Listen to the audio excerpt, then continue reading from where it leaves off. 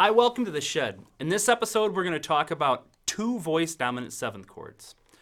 The most important notes in a dominant seventh chord are the third and seventh. Let's talk about the dominant seventh chord in relation to C7. So here's C7. The third of C7 is E. And the lowered seventh is B flat. The interval or distance between those two notes is called a tritone.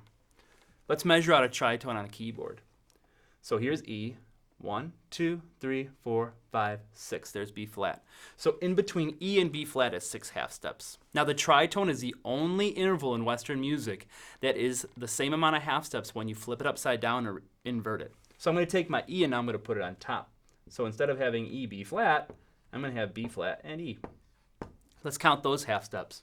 So here's B flat, 1 to B, 2 to C, 3, 4, 5, 6. It's 6 half steps either way.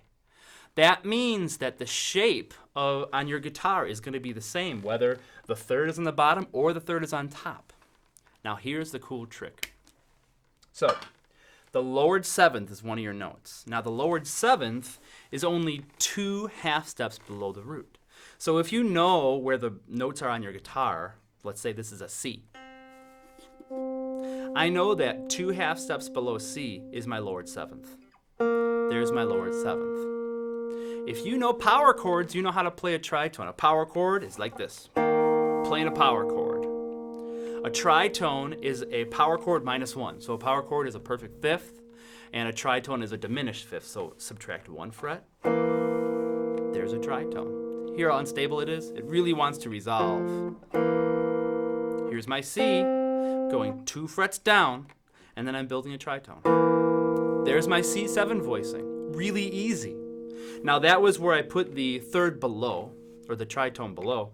I could put the tritone on top. But if I put the tritone on top, now I'm dealing with this super fun interval thing on guitar. Between the G and B string, there's 1 less half step. So we have to add a half step if you're going in between the G and B string to make a tritone. So this is the normal shape for a tritone, but that's not a tritone. You have to add one. So with the root on the bottom, it sounds like this. But all you need is this. If you're playing with a bass player, or you're playing with another keyboard instrument, or even another guitar player, in order not to muddy up the sound, just play the tritone. Let's do one more. I'm going to pick a G. Here's a G. Go 2 frets down to find the lowered seventh. There's the lowered seventh.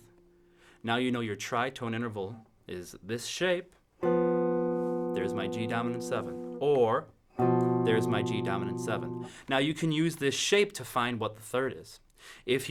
Ultimately you should know what your thirds and sevenths are for dominant seventh chords, but if you're still working on it, this is a nice way to work around having that mastery of knowledge. So G, go down 2 frets, you know F is your lowered seventh. If you have this shape, that's going to show you what the third is. And then you can look at it and be like, all right, that's a B. The third of G7 is a B. 2-note dominant seventh chords.